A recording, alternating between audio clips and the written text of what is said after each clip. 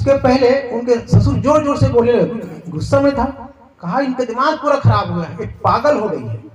अरे वो साधु ने इनकी उम्र पूछा तो वो कहता था मेरी तो 22 साल की है, हाँ ये सबसे बड़ी है। अपने पति तक को 2 साल का कहता था और अपनी सास को 6 महीने की। अब समझ लें कि खोपड़ी बुद्धि, और हम तो भी पैदा ही नहीं हुए हैं, इतना बड़ा अपमान हम नहीं सह सकते। तो जो आए थे पंच लोग, उन लोगों ने कहा बेटी अगर इसका कोई दूसरा अर्थ है तो बताओ, क्या मतलब है तुम्हारा। तो उन्होंने कहा देखिए, जहां मैं पैदा हुई ना, जिस मायके से आई हूँ, वहां बचपन से ही संत महात्मा आते थे, भक्ति सत्संग ज्ञान की बातें सब मैं सुनती थी। तो भक्ति की लाइन में मेरी उम्र 22 साल की है, मैंने बचपन से जाना है, छुटपन से जाना है, तो मैं 22 साल की हूँ भक्ति की लाइन में। और मेरी शादी में 2 साल हुआ है, तो मेरे संपर्क में आकर के मेरे पतिदेव भी भक्त बन गए हैं, तो उनकी भक्ति लाइन में 2 साल की उम्र है।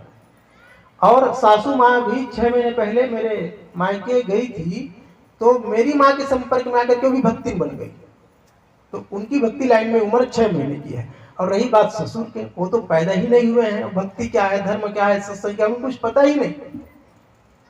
तब बाहर के लोग जो आए थे उसने कहा धन्य हो बेटी, धन्य हो, तू तो बड़ी समझदार है। और उनके ससुर को कोसने लगे, अरे तू कैसा आदमी है, इतनी अच्छी बहू को निकालने की बात बोलते हैं। उसने कहा चलो ये बात तो हम समझ गए, लेकिन जो पहली बात इन्होंने कहा कि बासी खा रहे हैं, इसका क्या मतलब है। तो लोगों ने कहा हाँ बेटी बताओ इसका क्या मतलब। उसने कहा बासी जो बचा हुआ है, रात का बचा उसमें बासी हो जाता है। तो मेरे कहने का मतलब यह था कि पापा जी जो भोजन कर रहे थे ना, वो अभी का नहीं है, इनको जो धन दौलत समृद्धि मिला हुआ है वो इस जन्म का नहीं, वो पहले जन्म का है। पहले जो शुभ कर्म किए थे ना, उसी के फल में इनको ये सब मिला हुआ है। तो ये अभी बासी खा रहे हैं, अभी का नहीं, पुराना है।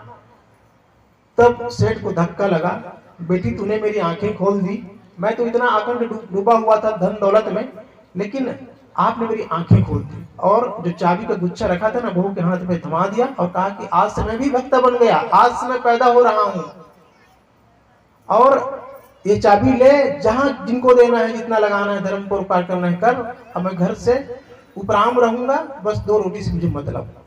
कहने का मतलब भक्ति का कुल मतलब यही है कि अपने को सरल बनाना, विनम्र बनाना, मेरा कल्याण किस मार्ग में है, मेरा लाभ किस में है, इस तत्व को समझना ठीक से, यही भक्ति का मतलब होता है। मूर्ति पूजा भी भक्ति का प्रारंभिक स्टेज है, लेकिन वो प्रारंभिक स्टेज है, प्राइमरी। उसके बाद मूर्त से बढ़ करके अमूर्त की ओर जाना है। केवल मूर्त में रहेंगे, जैसे कोई केवल प्राइमरी क्लास में ही रह जाए तो ठीक तो नहीं है ना। प्राइमरी के बाद पार करके मिडिल में जाना है, हायर में जाना है, कॉलेज में जाना है, तभी तो मूर्ति पूजा प्रारंभिक स्टेज है। उसके बाद मूर्त से अमूर्त की ओर जाना है, आगे बढ़ना है, शास्त्र अध्ययन करेंगे, ज्ञान की गंभीर गंभीर बातों को जानेंगे, ज्ञान की बातों को आचरण में लाने का प्रयास करेंगे, ये आगे की क्लास है। मूर्ति पूजा प्रारंभिक स्टेज है, उसके खिलाफ नहीं है। साहब ने जो कहा है पाहन पूजे हरि मिले तुम्हें पूजो पहाड़, यहाँ कोई मूर्ति का एकदम खंडन ऐसा नहीं है। वो ऐसे लोगों के लिए कहा गया है जो 20 साल से मूर्ति पूजा में लगे हैं और टच से बस नहीं होते, वहां से ऊपर नहीं बढ़ते, अध्ययन अध्यापन क्या है, साधना क्या है, ध्यान क्या है, कभी नहीं जानते। तो उनके लिए पंक्ति है कि भाई पाहन पूजे हरि मिले तुम्हें पूजो पहाड़। अरे केवल ये पत्थरे पूजने से मिल जाता, तुम्हें पहाड़े को पूज लेता। तो ठीक है, तुम प्रारंभ में पूछते हो अच्छी बात है, लेकिन आगे तो बढ़ो, मूर्त से अमूर्त की ओर तो जाओ।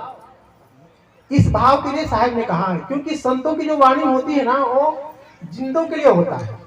तो साहब के पास कई ढंग के लोग आते रहे होंगे, तो उन लोगों के स्तर को देख करके ये बातें निकली होती है। और जब तक इस बात को हम अच्छी तरह से नहीं समझ पाएंगे ना, तब तक अर्थ का अनर्थ हो जाता है बहुत बार।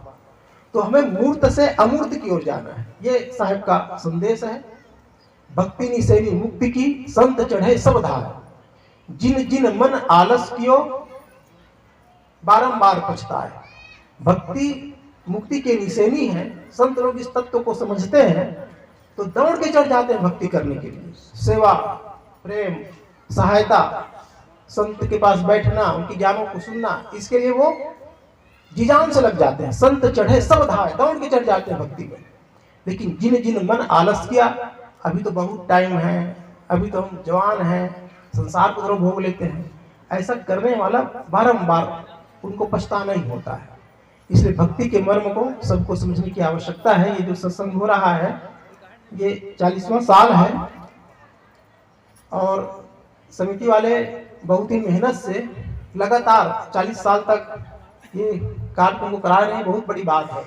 किसी शुभ काम को, अच्छे काम को इतने लंबे समय तक कराना भी आसान बात नहीं होता है, लेकिन यहाँ की समिति की बड़ी विशेषता है। हम लोग तो लगभग 19-20 साल से ही रह रहे हैं आश्रम में, लेकिन हम लोगों के आने के 20 साल पहले से ये सत्संग का कार्यक्रम यहाँ हो रहा है। बहुत अच्छी बात है। और मैं युवाओं को और कहना चाहता हूँ कि इस परंपरा को आगे बढ़ाना है। जो शुभ परंपरा है ना, लाभ वाली परंपरा, उसको आगे बढ़ाते रहना चाहिए। दिवाली हजारों साल से मना रहे हैं, होली, तो ये सत्संग का भी क्रम जो है ना वो निरंतर बने रहना चाहिए, क्योंकि अच्छाई के लिए है, लाभ के लिए है। युवा का मतलब ये नहीं कि बिल्कुल संसार में माते रहना, पिए हैं, कुछ भी खा रहे हैं, कुछ भी बोल रहे हैं। ये जवानी का मतलब थोड़ी होता है। जवानी में होश रखे, होश तो जीवन के यथार्थ हो जाता है, और जवानी में बेहोश हो तो फिर जीवन गर्त से गर्त हो जाता है। तो 40 साल से जो सत्संग हो रहा है ना, और उसी की महत्ता है कि ये गांव आसपास के गांव से अच्छा है। और कई गांव जाते हैं ना तो वहाँ पियक्कड़ की संख्या और ज्यादा है। यहाँ भी है लेकिन उतनी मात्रा में नहीं है। तो गांव के लोग ही बोलते हैं कि जो सत्संग हुआ है ना 40 साल तक, उसका कहीं ना कहीं प्रभाव है। तो प्रभाव तो होना ही है, अपना छाप सब छोड़ते ही है। तो युवा लोगों को भी इसमें आगे आना है। और ये संसार अब आप लोगों का है, युवाओं का, आप लोगों का। इस समाज को किस दिशा में ले जाना है, कैसा समाज आपको चाहिए, ये आपको चुनना है। आपके छोटे छोटे भाई दारू पी के नाले में गिरा हो, क्या आपको बढ़िया लगेगा? कोई मांस खा रहा हो, कोई अंडा खा रहा हो, कोई कुछ कर रहा हो, ऐसा समाज तो नहीं चाहते ना। बढ़िया समाज चाहते हैं। तो बढ़िया समाज चाहते हैं ना, तो मैं खुद बढ़िया बनूं, और जब मैं अच्छा बनता हूं तो आगे पीढ़ी अच्छा बन ही जाएगा। इसलिए इन छोटी छोटी बातों पे हम सबको ध्यान देना है, तभी समाज बढ़िया बनेगा। मैं आप सबके बीच कुछ देर निवेदन किया। आप सबको बहुत बहुत धन्यवाद देते हुए वाणी में विराम देता हूँ। बोलिए सद्गुरुदेव की, संत समाज की।